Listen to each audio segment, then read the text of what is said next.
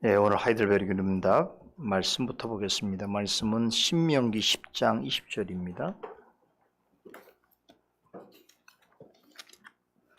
신명기 10장 20절 말씀 한 절만 같이 읽도록 하겠습니다. 함께 읽습니다. 내 하나님 여호와를 경외하여 그를 섬기며 그에게 친근히 하고 그 이름으로 맹세하라.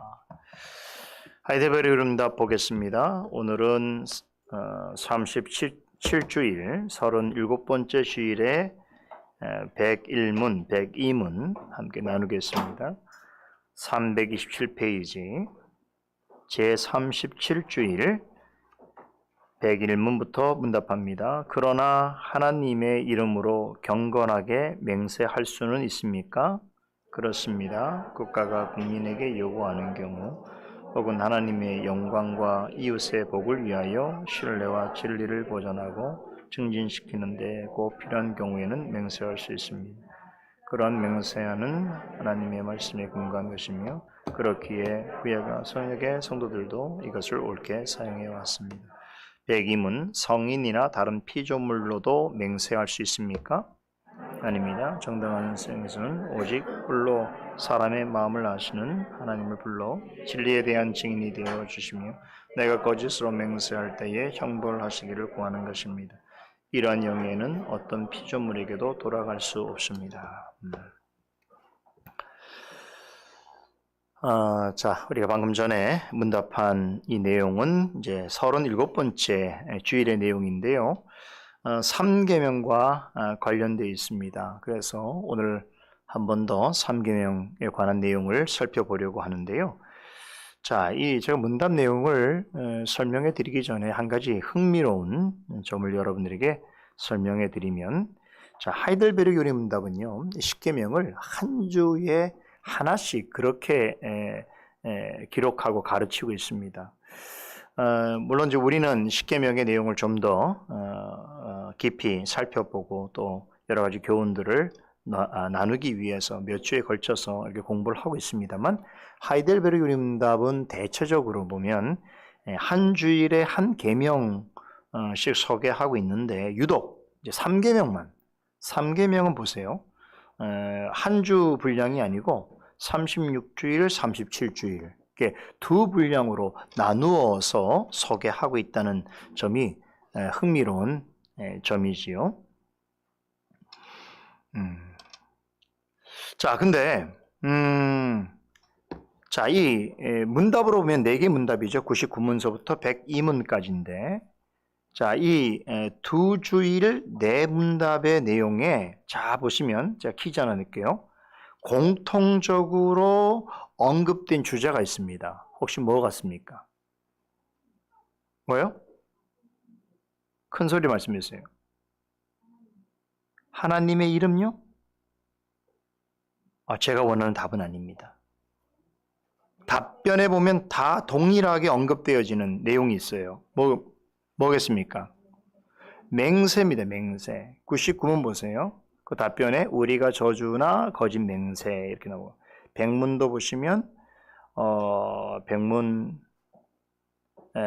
물음에 맹세나 저주로 하나님의 이름을 욕되게 하는 것은 이렇게 있죠. 101문 보세요.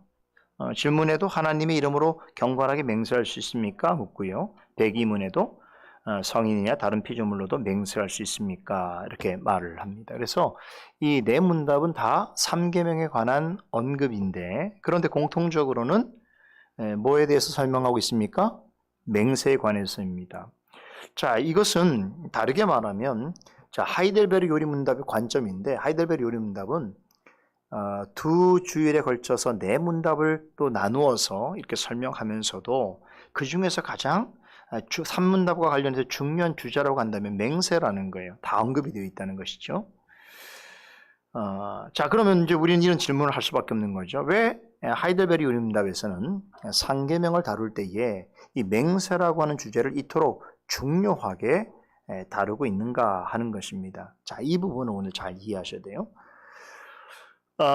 이것은 당시 하이델베르그 문답이 작성될 때의 그 교회적 상황하고 매우 관련되어 있습니다. 1500 하이델베리 음답이 몇 년도에 기록했죠? 1500 네? 1563년이죠. 그렇죠. 1563년이니까 16세기 이제 중후반인데요. 자, 16세기 중후반 때의 유럽의 교회 역사의 배경이 어떠했기 때문에 이제 그 3계명에 관련해서 이야기할 때에 맹세라고 하는 부분을 이토록 중요하게 다루게 되었는가라고 하는 것에 대한 이해가 좀 필요하다는 말씀입니다. 자, 16세기 때 종교개혁이 일어났죠. 유럽 땅에. 우리가 알고 있는 루터의 종교개혁이 이제 1517년에 이제 그가 로마 캐톨릭 교회의 그 신학과 교리 또 전통에 대하여 반박하는 99교회의 반박문을 이제 비텐베르그 성문에 내걸면서 이제 그야말로 영혼의 들불처럼 종교개혁 운동이 전개되기 시작했었는데요.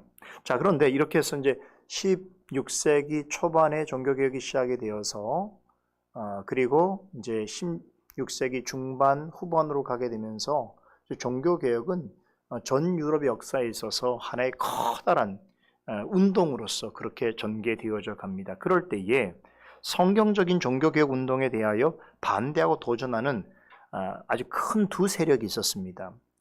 하나는 로마 캐톨릭이고 또 다른 하나는 제세르파입니다. 뭐 로마 캐톨릭 우리 모두가 잘 알고 있죠. 당시 교회 역사의 실권과 권력을 장악했던 그야말로 기득권을 가지고 있던 그런 교회였습니다. 그러나 많은 부분에 있어서 성경의 가르침과 동떨어져 있었던 것이고 그리고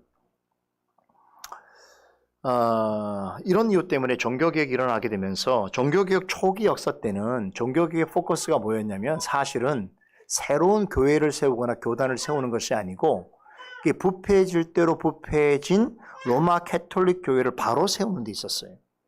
거기에 그래서 그런 이유 때문에 루터는 로마 캐톨릭 교회를 떠나지 않았습니다. 파문받았어도 여전히 자신의 신부로 생각했었고 로마 교회 안에서의 개혁을 꿈꾸었던 것이지요. 그러니까 순수한 마음에 있어서는 로마 캐톨릭 교회를 종교개혁 사상으로 좀 변화시키고 새롭게 할 수 있을 것이라고 하는 그 기대가 초기에는 있었던 것이죠. 그러나 로마 캐톨릭 교회의 저항도 만만치 않았을 뿐만 아니라 변화되지 않았습니다. 결국 시간이 지나면서 종교개혁자들은 성경의 가르침에 따른 참된 교회를 지상에 세우는 방향으로 약간 선회하게 되어지는 것입니다. 그렇게 해서 이제 우리가 알고 있는 종교개혁의 열매로서 이제 여러 교회들. 원래 종교개혁의 열매로 나타난 교회를 개신교회라고 그래요. 개신교회라고 말하는 것은 이제 프로테스탄트 영어로 그러는데 프로테스탄트라고 하는 것은 영어 프로테스트라는 말에서 왔죠. 프로테스트라고 하는 것은 저항하다, 반대하다 이런 뜻이란 말이에요. 그러니까 이 명칭을 누가 만들어줬겠습니까? 로마 캐톨릭 교회 입장에서 자신의 어떤 주류 교회를 반대하는 세력으로 생각하고 저들은 우리를 반대하는 저항자들이다 이런 식으로 사실은 어떤 프레임으로 짜준 말이죠. 그러니까 그 말이지만 종교학자는 그 말을 귀하게 받아들였습니다. 사실은 이제 로마 캐톨릭 교회하고는 신학적으로 너무나 다른 입장이었고 성경적인 참된 교회를 세우는 것이었기 때문에 프로테스탄트라고 하는 이름을 받아들였으니 개신교회가 형성되어지게 되는 것이었죠. 자, 근데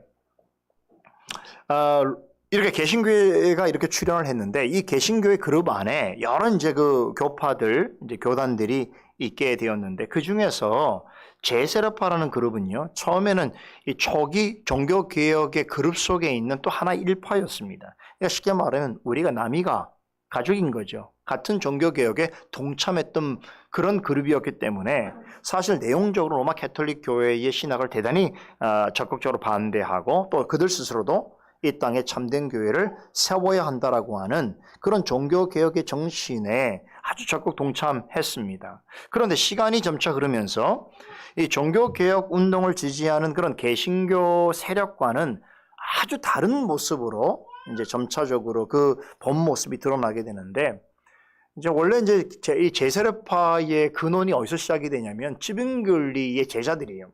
찌빙글리가 사실은 강력하게 종교개혁을 펼치면서 로마 캐톨릭과의 어떤 싸움 속에서 그가 스위스에서 종교개혁을 이루어가는데 그때에 그에게 동참하고 그에게 그 종교개혁 운동에 참여했던 그 제자 그룹들 중에서 시간이 지나면서 찌빙글리를 좀 반박하고 찌빙글리한테 막 뭐라고 할까요? 그 엄청난 그런 부담을 주는 사람들이 나타납니다. 이건 어떤 사람들이냐면 종교개혁을 하려고 했는데 이 개혁을 해야 되는데 찌빙글리가 개혁하는 게 마음에 들지 않는 거예요. 너무나 또 온화하고 유순한 게 우리가 볼 때는 찌빙글리는 엄청나게 강한 분인데 그들이 볼 때는 찌빙글리가 너무 온화하게 개혁합니다. 그러면 그들이 원하는 개혁이란 건 뭐냐면 실제적으로는 개혁의 대상이 되는 로마 캐톨릭 교회를 가만히 놔두면 안 된다는 거죠. 그래서 그들은 어떤 주장까지 했냐면 로마 캐톨릭을 없애야만 그런 교회들을 사실은 이 땅에서 멸절시켜야 참된 교회가 세워지니까 그런 생각을 하니까 어떻게 됩니까? 로마 캐톨릭 교회 교회당을 막 부수거나 불지르거나 또 로마 캐톨릭 성직자들을 막 위해하거나 막 그렇게 하는 사람들이 생겨나는 거죠. 굉장히 급진적인 그러한 형태의 종교개혁을 운동을 일으켜가는 사람들이 바로 이 제사라파 그룹인데 이 제사라파 그룹이 그러니까 자연스럽게 종교개혁의 원류라고 하는 개신교 그룹에서 어떻게 떨어져 나오게 되는 거예요. 그러면서 자신들의 어떤 그 그룹을 만들어 가는데 나중에 좀 시간이 지나면서는 그 성경론, 계시론, 교회론, 또 교회와 정보의 관계 이런 전반적인 신앙의 그 신학의 어떤 그 주제들에 관하여서 그 기존의 종교개혁 세력과는 전혀 다른 목소리를 냅니다. 근데 그 다른 목소리가 굉장히 과격하고 또 극단적인 형태로 나타나게 됩니다. 그래서 멀리서 보게 되면 로마 캐톨릭 교회를 반대하니까 개신교의 일파로 보였지만 실제로 내용적으로 보면 오히려 개신교회를 대단히 부담스럽게 만드는 왜 그런가 하면 워낙에 극단적이고 급진적인 입장들을 취하는 것들이 많다 보니까 개신교회를 반대하는 세력 입장에서는 그 주류겠죠. 주류 로마 캐톨릭이죠. 그리고 주류 로마 캐톨릭의 어떤 지지를 받고 있는 정권들의 입장에서는 어떻게 됩니까? 개신교 세력 전체를 제세라파 그룹과 동일시하게 자꾸 여기려고 하는 거죠. 그러니까 핍박을 해야 될 이유와 명분을 찾아야 되니까. 그러니까 제세라파 그룹 같은 경우는 기존의 교회 질서도 부정하지요. 또 국가를 전복하려고 하는 그런 불순 세력으로 불순 세력적인 그런 활동들도 그들이 하고 있죠. 그러니까 어떻습니까? 개신교회에 대하여서 반대하는 그런 기존 기독권 세력들은 개신교회 세력을 제세력파 그룹과 동일시하면서 이제 핍박을 하고 몰아내는 그런 어떤 의도를 보이게 되는 거죠. 이런 역사가 이제 우리가 잘 아는 칼빈 목사님이 활동할 때 프랑스에서 일어나게 됐었는데 당시에 그 로마 캐톨릭 세력의 그 지원을 받아서 그 지원을 아주 강력하게 받던 그 프랑스 정부가요. 이 제사로파 그룹이 이제 그런 나름대로의 어떤 그 종교계의 명분이지만 너무 가격해서 그들이 이제 그 만든 찌라시가 왕실까지 들어오게 됩니다. 이제 그러면서 이제 왕실 입장과 또 로마 캐톨릭의 입장은 사실 같았는데 정부 자체를 부정하는 세력이다. 매우 불순한 그런 정치 세력이다라고 하는 그런 닉네임을 그들에게 주홍글씨를 붙여주게 된 거죠. 그러면서 이제 무차별한 박해를 가하게 되는데 이렇게 해서 프랑스에 있던 개신교도들이 엄청난 핍박을 받게 되는 거죠. 바로 이것 때문에 칼빈이 기독교 학교를 직접적으로 쓰게 된 계기가 됐던 것이죠. 칼빈은 기독교 학교를 통해서 우리는 로마 캐톨릭의 잘못되고 부패한 그런 신학과 부조리한 신앙 전통에 대해서 우리는 반대한다. 그 성경적이지 않다. 그러나 그것뿐만 아니라 동시에 성경이 가르치면서 아주 벗어나 있는 그런 주장을 하고 있는 제세로파의 잘못된 신학 사상도 우리는 반대한다. 이걸 얘기하고 싶었던 거예요. 그죠? 근데 이제 반대하는 사람 입장에서 보면 또 뭐 어떻겠습니까? 개신교, 그러니까 칼빈의 그 종교개혁 세력과 제사파 그룹은 같은 그룹이라고 생각했던 거죠. 그렇죠. 근데 이걸 구별하기 위해서, 기독교 강요를 쓰게 되는데, 그러면서 동시에는 자신이 믿고 확신하는 가장 성경적이고 가장 신앙 고백적인 개신교 신학과 교리에 대해서 아주 상세하고 체계적으로 기술을 하게 되죠. 그렇게 해서, 종교개혁 역사에 있어서 가장 위대한 저서로 평가받게 되는 것이죠. 기독교 강요가 탄생을 하게 된 것입니다. 그러니까 모든 역사는 이런 어떤 역사적 배경 속에서 그 어떤 산물이 나오는 것이니까 어떤 면에서는 기독교 강요라고 하는 이 참 좋은 책이 나오는 데 있어서 그 당시에 유럽 전반적으로 또 프랑스에 있어서 그런 종교개혁 세력에 대한 그런 박해가 원인이 됐다라고 하는 측면도 있고 또 제세력파 그룹과 같은 그런 오해를 받게 된 것 때문에 또 기독교 강요 같은 책이 쓰여지게 됐다라고 할 때는 자, 이런 우리가 볼 때는 우리가 만약 그 현장 속에 산다 그러면 많은 오해와 또 많은 피해의식을 가질 수 있겠습니다만 모든 것을 협력하여 선을 주시는 하나님의 뜻이 모든 역사 속에서 가장 선한 것으로 드러난 그런 일이라고 볼 수도 있겠습니다. 그러나 칼빈의 노력에도 불구하고 로마 캐톨릭과 제세력파의 영향력은 크게 줄어들지 않았습니다. 칼빈 이후에도 종교개혁자들은 끊임없이 로마 캐톨릭과 제세력파의 주장에 맞서야 했는데요.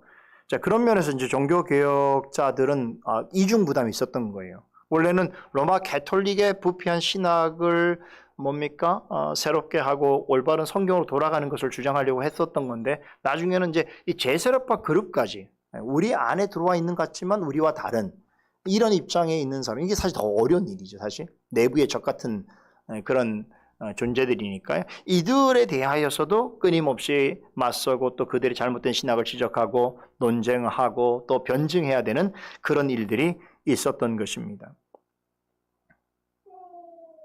자, 그 중에서도 이 개혁자들이 이 3계명과 관련해서 10계명의 3계명과 관련해서 이 로마 캐톨릭 교회와 제세력파 그룹의 잘못된 주장에 대해서 변증해야만 했던 가장 중요한 주제가 바로 맹세입니다.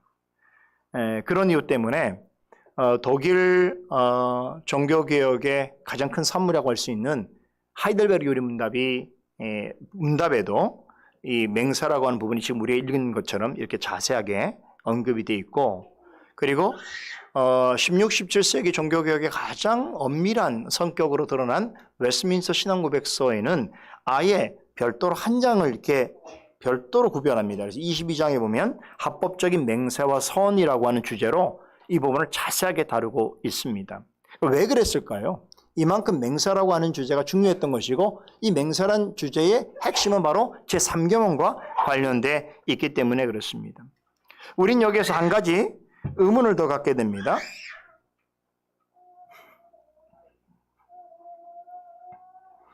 자, 그렇다면 종교개혁자들은 맹세를 왜 이토록 중요하게 주제로 삼았을까 하는 것이지요.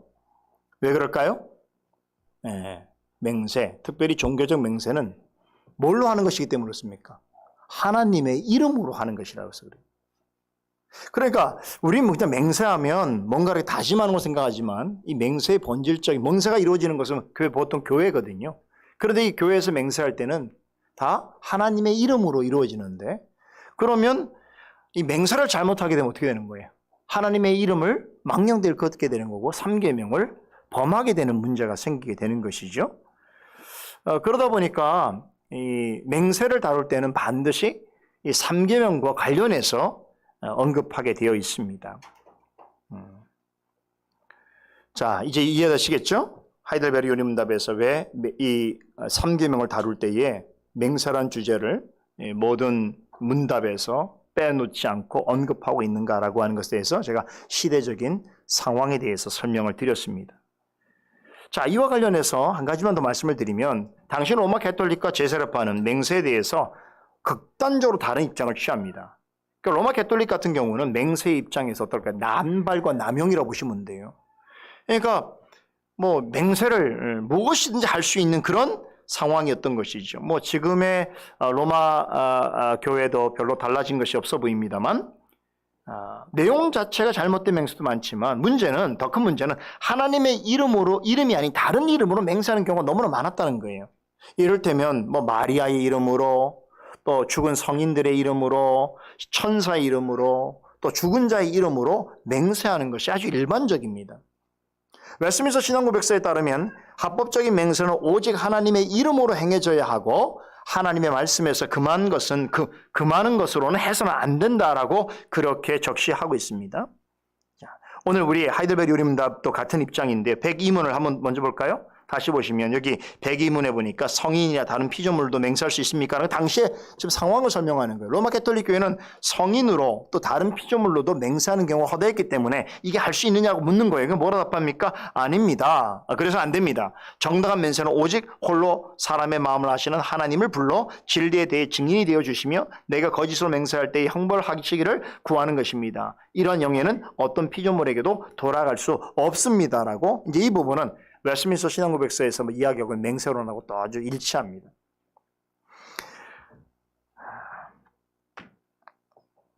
성인이나 다른 피조물들의 이름으로 맹세하는 것은 제3계명을 범하는 것이란 말이죠. 자, 그런데 이제 우린 보통 맹세를 할 때 일반적으로 맹세하는 사람의 입장에서 가장 중요하게 여기는 건 뭐냐면 일반적으로는 자신의 마음이죠. 진정성이죠. 또 나가서 신앙이라면 경건한 마음이죠. 거기다 열심까지 담으면 또 좋은 것이죠. 그러나 아무리 그런 것들이 이제 외적으로 맹세라고 하는 것에 대해서 우리 인정해 줄 수 있는 그런 요소들이 다 포함되어 있다고 하더라도 잘못된 맹세라고 한다면 즉 죽은 사람이나 다른 피조물로 이름으로 하는 맹세라고 한다면 제3계명을 범하는 것이고 하나님 이름을 욕되게 하는 것이란 말이죠. 그죠? 그래서 앞서 보세요. 우리 백문에 보니까 백문에 뭐라고 그랬습니까? 맹세나 저주로 하나님의 이름을 욕되게 하는 것이 어떤 것이냐고 묻지 않습니까? 어떤 죄라고 말합니까? 그것은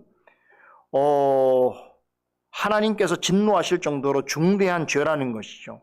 하나님의 이름을 욕되게 하는 것보다 크고 하나님을 진노케 하는 것이 없다라고 말하고 이렇게 하나님의 이름을 욕되게 하는 행위는 사형으로 벌할 정도로 심각한 죄악이다라고 그렇게 가르치고 있습니다. 자, 그런 점에서 보게 될 때 로마 가톨릭 교회 안에서 행해지고 있는 대단히 무분별하고 또 수시로 잘못 행해지고 있는 맹세와 서는 옳은 것이 아닌데요. 그런데 문제는 이런 비단 로마 가톨릭의 이야기만은 아니라는 것이죠. 오늘 우리 개신교회 안에서 특별히 한국교회 안에서 이런 잘못된 방식의 맹세, 하나님의 이름을 욕되게 하는 방식의 맹세가 암암리에 퍼져 있다는 것이 문제입니다. 몇 가지 예를 들어볼까요? 잘못된 맹세라고 하는 건 하나님의 이름을 잘못 사용하거나 하나님 말씀에 따라서 행하지 않는 맹세나 서원인데요. 가장 대표적인 경우가 어떤 잘못된 신학이나 또 잘못된 교리를 가지고 있는 목회자나 교회 지도자에 의해서 성도들이 회유를 당하거나 강압적인 그런 강압에 이끌려서 맹세를 하게 되는 그런 경우도 있지요. 또 맹세하는 사람이 이것이 무엇을 의미하는지를 전혀 생각지 않고 하는 경우도 있고 또 때로는 어떤 분위기 이렇게 분위기를 조성해서 거기에 휩쓸려서 하거나 또 개인적인 감정으로 행하게 되거나 또 하면서도 어떤 지키려고 하는 마음도 없고 또 열정도 없으면서 남들이 하니까 또 하는 경우도 있고요. 또 때로는 굉장히 미신적이고 기복주의적인 그런 태도로 행하기도 하는 것이죠. 내가 이런 맹세하면 하나님께서 어떤 복을 주실 거야 라고 하는 이제 그런 생각을 가지고 하는 맹세도 있는 것이죠. 자, 이런 경우는 사실은 로마 가톨릭 교회를 뭐라고 할 게 없습니다. 우리 문제가 더 큽니다. 제가 볼 때는 우리 개신교 안에서 아주 잘못된 맹세를 하는 경우가 너무나 허다한데요. 자, 이렇게 맹세와 서원을 남용하고 남발하는 그런 경우가 있는가 하면 그 반대로 어떤 맹세도 해서는 안 된다고 주장하는 이들인데 이들이 바로 제세례파입니다. 제세례파란 말은 제가 이미 설명 여러 차례 드렸던 걸로 기억이 나는데요.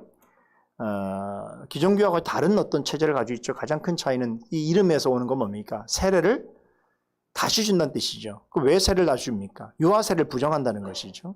그럼 왜 유아세례를 부정합니까? 성인세례만 인정하는 거예요. 왜냐하면 유아들은 아직 자신의 지식으로는 하나님을 믿을 수 없고 또 구원받은 자라고 하는 그런 표징이 나타날 수 없기 때문에 어떻습니까?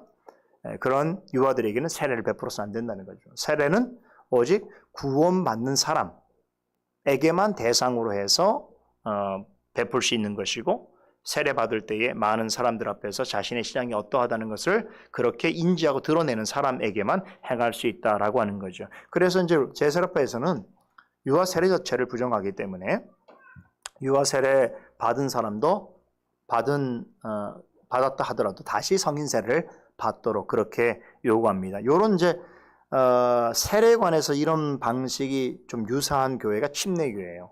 그러니까 침례교는 엄밀하게 말하면 제세례파의 신학적 입장에 이 부분을 따르고 있습니다.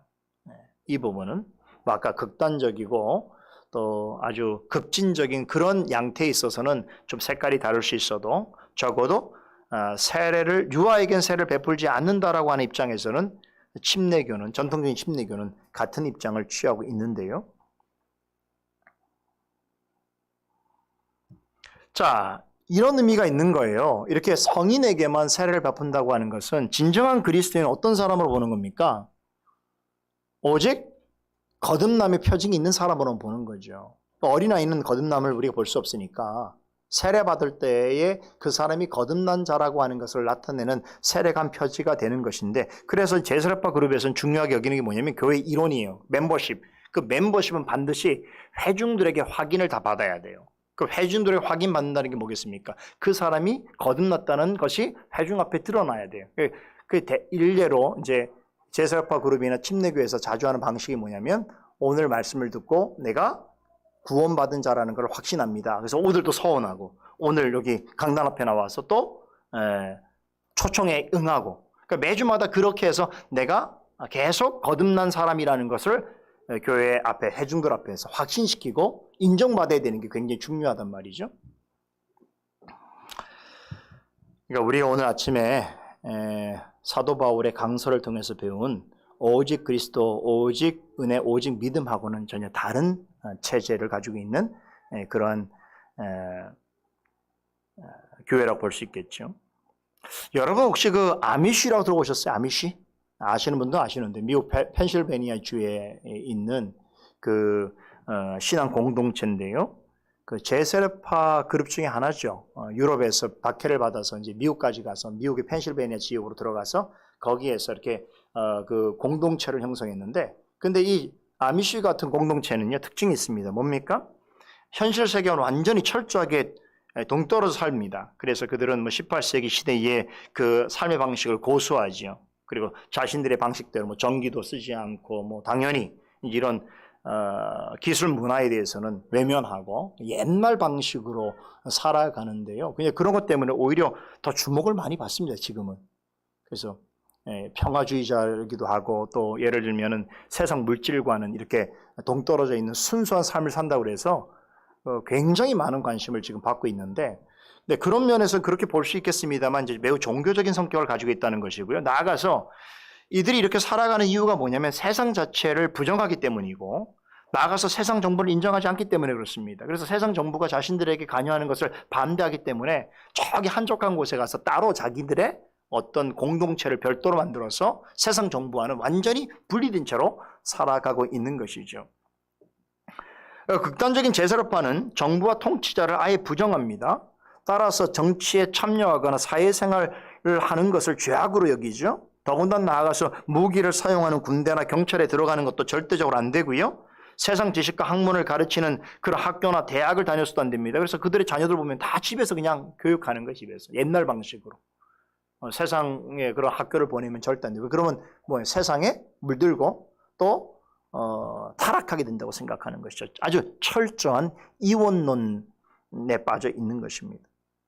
더군다나 정부에서 맹세나 서약을 필요로 하는 이제 그러한 직업은 절대로 가질 수 없는 거예요. 그래서 제세례파 그룹은 정부 관료도 나오지 못하고 법관이나 변호사, 의사 같은 사람은 될 수가 없어요. 왜냐하면 이런 직업들은 나름대로 자신의 하는 일에 대해서 국가나 또 사회나 많은 사람들에게 어떤 선한 일을 끼치기 위해서 서원하잖아요. 맹세하잖아요. 이런 서약하잖아요. 이런 형식은 이들은 부정합니다. 그럼 이들이 왜 이렇게까지 서약에 대해서, 맹세에 대해서 부정적이냐 하면 나름 예수님의 가르침에 근거한다고 합니다. 예수님께서 산상수훈에서 전하신 그 말씀에 마태복음 5장 24절에 보면 너희는 도무지 맹세하지 말라라고 하는 말씀이 있는데, 이 말씀을 완전히 문자적으로 받아들이는 것이죠. 그래서 이 말씀에 근거해서 맹세 자체를 거부하게 되는데요. 물론 제사라파 그룹 안에도 굉장히 뭐라고 할까요? 제사라파 그룹의 층이 아주 깊고 넓기 때문에 아주 다 동일하지 않습니다. 제가 외국에서 만나본 제사라파 중에는요, 메노나이트파라고 그래서 그 메노나이트파는 또 이렇게 아주 급진적인 제사라파는 달리 정부도 인정하고 또 직업도 성도들이 갖고 있더라고요. 그러나 한 가지 분명한 것은 뭐냐면 제사라파가 아주 중요한 뭡니까? 하나 골자가 있는데 그게 뭐냐면 세상을 아주 부정적으로 여기고 또 세상을 악으로 규정하는 이원론적인 생각은 그들 또한 가지고 있는데요. 그래서 당연히 죄악된 세상과 단절하고 분리되는 것은 성도가 해야 될 일이고, 나아가서 교회와 국가의 관계도 어떻게 이해하는가 하면 적대적인 사이로 이해하게 되는 것이죠. 자, 이러한 주장에 대해서 이게 종교개혁 시대부터 있었던 거거든요. 그래서 종교개혁자들이 이런 제사라파의 주장을 비성경적인 것으로 보고 논박했는데요. 자, 성경은 그리스도인은 이 세상에서 자기들끼리만 모여 살라고 가르치나요? 그렇지 않습니다. 우리가 개혁교회 성도들이니까 우리만 따로 어떤 공동체를 만들어서 어느 곳에 모여서 따로 사는 게 그게 개혁교회를 이루는 것입니까? 절대로 그렇지 않아요. 오히려 우리는 세상 안에 머물면서 하나님께서 부르신 그 부르심의 자리에서 빛과 소금의 사명을 감당하며 살아가야 됩니다. 그죠? 사실 우리는 세상에 속한 자는 아니지만 세상 안에서 세상을 향해서 늘 복음을 전하고 세상을 변화시키는 삶을 살아가야 하는 그런 하나님의 부르심을 받았습니다. 따라서 국가나 정부 또 위정자에 대해서 무조건 부정적이거나 또 경멸을 해서는 결코 안 되는 것이죠. 국가는 국가대로, 교회는 교회대로 해야 하는 고유한 일이 있고, 국가나 교회나 모든 것을 통치하시는 것은 그리스도십니다. 다른 방편으로 다른 형태로 다스리시지만, 그러나 만왕의 왕이신 그리스도께서 국가도 다스리시고 교회도 다스리시는 것이, 그래서 국가나 교회나 고유한 맡겨진 일이 있습니다.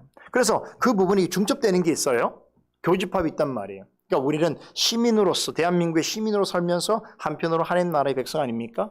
그런데 이게 물과 기름처럼 나뉘어진 게 아니지 않습니까? 어떤 부분은 하나님께서 국가나 우리 사회에서 공공의 선을 이룰 수 있는 그런 영역에 있어서는 기독교인들도 참여할 수 있는 것이죠. 그렇죠?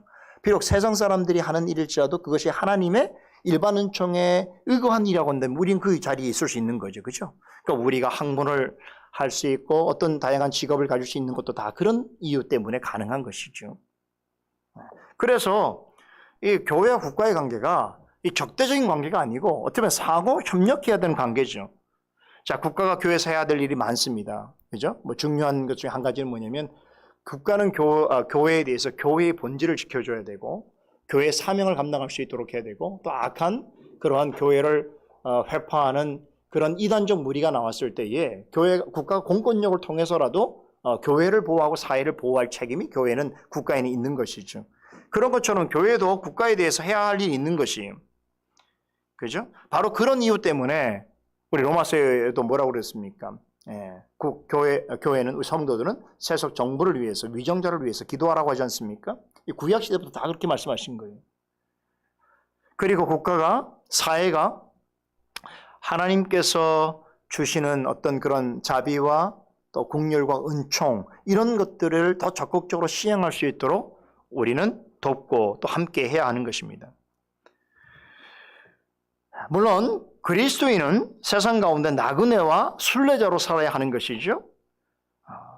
세상은 우리의 완전한 거처가 아닙니다. 하지만 이 세상을 떠나서 따로 모여 사는 나그네와 순례자가 아니어야 합니다. 이 세상 가운데 살지만 세상에 속한 자가 아니라 하나님의 백성으로서 구별된 모습으로 살아가야 합니다. 그리스도인은 세상에 사는 동안 하나님의 백성이면서 동시에 세상 정부에 속한 시민이지요.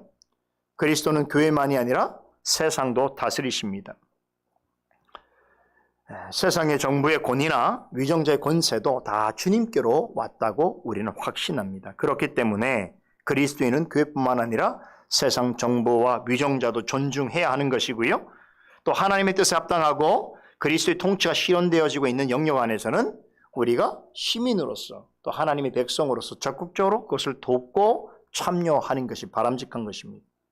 제가 이 말씀 왜 드리냐면 제사법화 그룹이 맹세와 관련해서 예수님께서 도무지 맹세하지 말라고 하는 이 말씀을 문자적으로 받아들였는데 이것은 그리스도께서 어떤 맹세도 하지 말라고 하는 뜻이 아니라는 것을 설명드리는 거예요. 예수님께서 도무지 하지 말라고 하는 맹세는 하나님 뜻에서 벗어나 있는 맹세예요. 잘못된 맹세, 아주 경솔하게 행하는 맹세, 미신적이고 무지한 맹세를 말하는 것이죠. 하나님의 말씀이 가르치지 않고 또 보증하지 않는 방식으로 행해지는 맹세, 이런 것들을 하지 말라고 말씀하시는 것이지, 하나님의 말씀에 따라서 그분의 뜻을 잘 이해하고 순종하기 위한 목적에서 하는 것이라면 맹세와 서원을 우리 그리스도인도 할 수 있다는 것이에요. 오늘 101문에서 뭐라 답합니까? 하나님의 이름으로 경건하게 맹세할 수 있는가 했을 때 국가가 국민에게 요구하는 경우 혹은 하나님의 영광과 이웃의 복을 위하여 신뢰와 진리를 보존하고 증진시키는 데 꼭 필요한 경우에는 맹세할 수 있다라고 그렇게 하이델베르그 유리문들도 가르치고 있습니다. 그래서 우리는 교회 안팎에서 맹세와 서원을 할 수 있는데 예를 좀 들어봅시다. 우리 교회 안에서는 어떨 때 맹세하지요? 예를 들면 세례 받을 때, 성인 세례를 받거나 유아 세례 받을 때 맹세하지요. 또 입교를 하거나 정교인이 될 때, 또 직분자 임직을 할 때에, 또 목사가 되거나 직분자가 될 때에, 또 선교사로 파송될 때에, 이런저러한 상황에서 우리는 맹세나 서약을 하게 되는 것이죠. 또 신앙적으로 중요한 사명을 맡거나 주님의 뜻을 따라서 신실하게 살아가기를 결심하게 될 때에도 하나님 앞에서 맹세하거나 서원하기도 합니다. 이렇게 하나님에 대한 경외심을 가지고 주님의 뜻이 우리의 삶 가운데 밝히 드러나기 위한 그러한 목적에서, 또 그렇게 함으로 인해서 이것이 하나님께 영광을 돌리고 이웃에게 있어서 유익함을 끼치고 또 진리를 보존시키고 증진시키는 목적에 있어서는 그리스도인도 하나님의 이름으로 맹세할 수 있다는 것이죠. 이것은 잘못된 일이 아닙니다. 교회 밖에서도 맹세나 서원을 할 경우가 있지요. 뭐 예를 들면 군입대 할 때, 그렇죠? 군입대 할 때도 서약을 하게 되겠지요. 또 어떤 경우가 있을까요? 재판에서 증인으로 서게 될 때에, 또 결혼식을 하게 될 때에, 그렇죠. 이럴 때도 맹세와 서원에 준하는 행위를 하게 되는 것이죠. 자, 그런데 이렇게 한다고 하더라도, 그러나 이것에 대해서만큼은 우리가 매우 그리스도인은 신중하고 바르게 행해야 되는 것입니다. 한 가지만 설명을 드리면, 우리 결혼식 할 때 이제 서약을 하잖아요. 혼인 서약하는데, 이 혼인 서약은 사실은 두 사람 간의 약조가 아니고 하나님과 회중 앞에서 하는 언약적 측면이 있어요. 더 중요한 것은 하나님과의 언약입니다. 그래서 그 하나님과의 언약을 내가 지키겠노라고 회중 앞에서 또 그 상대 배우자가 될 사람 앞에서 맹세를 하는 행위죠. 그래서 뭘로 합니까? 그 말로 하는 것이 아니라 하나님의 이름으로 행하는 것이죠. 그래서 이런 결혼식에 있어서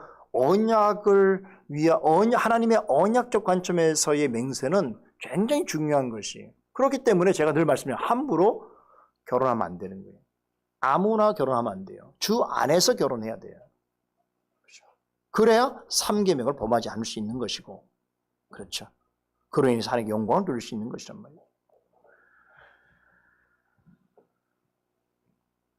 그래서 교회 밖에서 하는 맹세와 서약도 하나님 앞에서 하듯이 해야 합니다. 무엇보다도 하나님의 뜻에 합당한 일인가, 이웃과 사이에 유익을 끼칠 만한 일인가, 덕이 될 만한 일인가. 여러분 밖에서, 교회 밖에서 하는 맹세 중에 흔한 맹세가 뭡니까? 조폭들이 하는 맹세 있잖아요. 그죠? 일진들이 하는 맹세 있잖아요. 우리 아이들 일진 아나? 그죠? 학교 폭력배들이 하는 맹세 있을 거 아닙니까? 그런 거. 어디 들어가면 그러고 가잖아요. 우리 안 해봤죠, 한 번도. 그죠? 할 필요 없는 거죠. 근데 그런 맹세에 얼마나 그들은 중요하게 여기 막 의리하면서 중요하게 여기잖아요. 근데 그런 맹세는 지켜야 됩니까? 그런 것들은 우리 해야 됩니까? 아니잖아요. 그래서 우리가 어떤 맹세를 할 때 굉장히 신중해야 된다라고 하는 것과, 무엇보다도 이것이 하나님의 영광이 되는가, 이웃과 사이에 유익을 끼치는 일인가, 나아가서 하나님 뜻에 합당한가라고 하는 것을 깊이 생각하고 신중하게 판단해서 해야 되는 거죠. 이런 경우를 제대로 못하게 되면 나중에 이것이 자기의 부메랑이 와서 자신을 굉장히 어렵고 고통스럽게 만드는 일이 되어버립니다. 자, 101문, 하이델베르그 문답 101문 보세요. 여기서 뭐라고 답변하는가 하면, 그래서 아까 말씀드렸죠. 맹세할 수 있냐고 그러니까 그렇다고 하면서 설명했죠. 자, 우리가 지금까지는 제3계명을 말하면서 하나님의 이름을 망령되이 읽지 말라고 하는 말씀에 있어서 하나님 이름을 사용하는 것에 대한 부정적인 측면을 많이 강조했었는데, 오늘 주제는 뭡니까? 네. 그러나 우리도 하나님의 이름으로 맹세할 수 있다라고 하는 맹세의 긍정적 차원, 제3계명에서 말하고 있는 조금 더 적극적인 차원을 오늘 우리에게 설명해 주고 있는 것이죠. 그럼에도 불구하고 우리가 하나님의 이름으로 하는 맹세나 서원은 주의에 주의를 기울이고 신중에 신중을 기울여 해야 하는데요. 그 이유가 뭡니까? 하나님의 이름을 망령되이 읽지 말아야 하기 때문에 그렇단 말이죠. 하나님 앞에서나 사람 앞에서 맹세하고 서약한 것을 신실하게 지키지 못하고 어기는 것 또한 제3계명을 범하는 죄가 되는 것입니다. 꼭 기억하셔야 돼요. 여러분들이 교회 앞에서 하나님 앞에서 한 우리가 맹세와 서원들이 꽤 많아요. 알고 보면 어려서부터 지금까지. 그죠? 근데 그것이 하나님의 뜻에 합당한 것이고 또 내가 그것을 지키겠노라고 하나님께 약조한 것이라고 한다면 여러분 반드시 그것을 지키시려고 애를 써야 됩니다.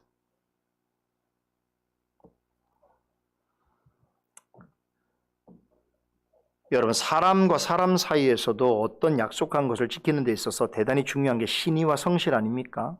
하물며 하나님의 이름으로 맹세하고 서원한 것에 있어서는 어떻게 해야 되겠습니까?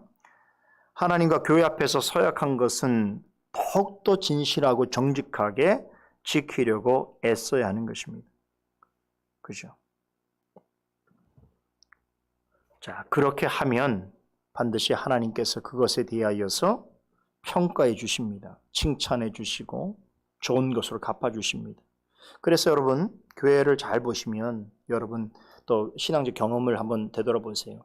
교회 안에서 옳은 하나님의 일에 대해서 서원하듯 맹세하여서 그것을 애써 지키는 성도의 삶을 보세요. 그의 가족을 보세요. 그가 하고 있는 일들을 보세요. 하나님께서 반드시 그를 통해 영광 받으십니다. 그래서 교회 직분자 되는 게 되게 중요한 일이고 사실은 어떤 경우에서는 교회 직분자 된다면 내 시간을 내가 내야 되고 또 나의 많은 것들을 내가 또 절제하면서 내 것을 못 누리면서 막 교회 일을 하는 것처럼 생각하지만 사실은 이렇게 구별된 자리에 부르심을 받아서 영광스러운 일을 한다고 할 때는 여러분 어떻게 하는지 하나님께서 그 일에 대하여 칭찬해 주셔요. 그리고 그 자신뿐만 아니라 후대에도 하나님께서 선한 영향을 끼칠 수 있도록 해 주십니다.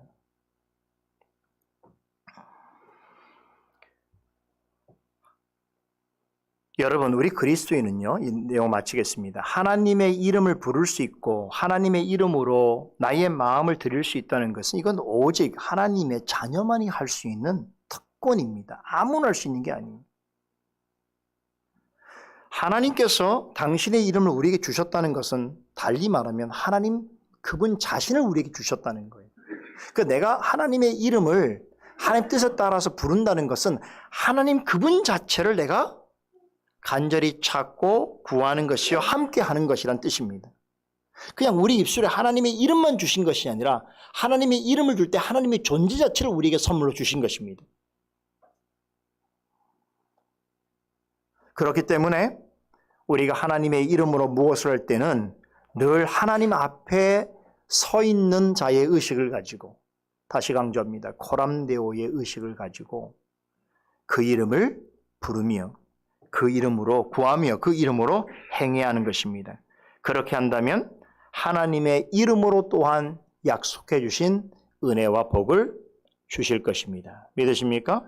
3계명은 이렇게 어쩌면 참으로 복되고 귀하고 존귀하며 하나님께서 우리 자신을 얼마나 극진하고 숭고한 존재로 여기고 판단해 주시는지를 알려주는 정말 좋은 계명인 것입니다. 우리가 이 계명을 바르게 활용해야 될 것입니다. 기도하십시다. 거룩하신 하나님 은혜를 감사합니다. 오늘도 또 우리가 3계명을 통해서 참으로 중요한 것들을 생각하고 또 깨닫고 마음에 담을 수 있도록 하신 것 감사드립니다. 모든 역사 속에서 시간의 흐름에 따라 많은 것들은 변하고 또 달리하지만 그러나 진리는 언제나 영원토록 변함이 없어서 수백 년 전에 또 하나님을 이 신앙 고백으로 고백했던 성도들이나 오늘 이 시대에 우리 또한 같은 하나님을 고백하며 같은 신앙 가운데 있음을 믿습니다. 이런 보편교회가 지금 우리 시대에도 실증되는 것을 저희가 깨닫게 되오니 우리가 이 내용들을 잘 배우고 익혀서 우리 시대뿐만 아니라 나아가서 또 우리 교회 앞으로 더해질 또 개인과 가정과 또 우리의 미래의 자녀들에게까지도 이 귀한 내용들을 잘 전하고 또 함께 할 수 있도록 은혜 베풀어 주시옵소서. 하나님의 이름을 부를 때에 우리가 배운 것들이 있사오니 늘 기억하여 참으로 하나님의 이름을 존대할 뿐만 아니라 하나님의 이름을 부를 때에 하나님을 대하는 듯한 그런 마음으로 행하게 될 때에 참으로 우리의 신앙의 삶이 더 깊어지고 성숙하고 신중해지며 나아가서 우리 개인뿐만 아니라 많은 사람들에게도 유익을 끼치고 또 교회를 더욱더 아름답게 하며 또 많은 일에 있어서 칭찬받을 만한 우리의 삶이 될 수 있도록 주여 인도해 주시옵소서. 감사드리며 예수 그리스도 이름으로 기도드리옵나이다. 아멘.